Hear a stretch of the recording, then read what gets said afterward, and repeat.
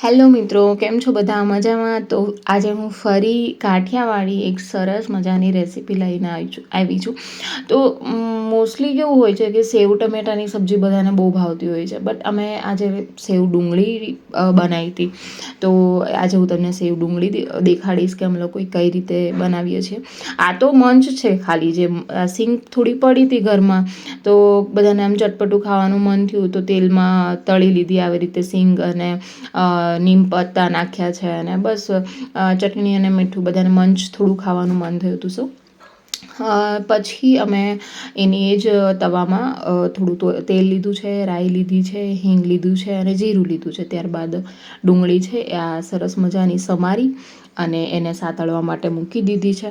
તમે જોઈ શકો છો કે જ્યાં સુધી એ બ્રાઉનિશ કલરની ના થાય ત્યાં સુધી આપણે સાતળવા દેવાની છે, અને થોડું મીઠું છે એ પ્રોપર એડ કરી દીધું છે સ્વાદ અનુસાર.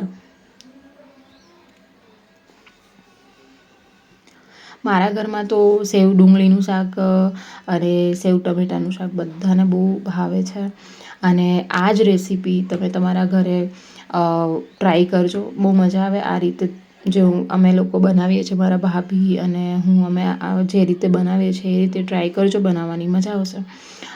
સો આવી રીતે બધા જ મસાલા એડ કરી દીધા છે, ચટણી, મીઠું, હળદર, જીરું, અને પાણી એડ કર્યું છે. તમારે કઈ રીતે કેટલી ગ્રેવી રાખવી છે, તમારા ઘરમાં કેટલા પર્સન છે, અમે તો બહુ બધા જણા છીએ એટલે એ પ્રમાણે ગ્રેવી રાખીએ છીએ, તો એ પ્રમાણે પાણી એડ કર્યું છે. પછી સેવ એડ કરી દીધી છે, તેમાં ઉભરો આવી જાય પછી સેવ એડ કરી દીધી છે, પછી 2 મિનિટ ચડવા દીધું છે, અને પછી કોરિએન્ડર, ધાણા નાખી દીધા છે.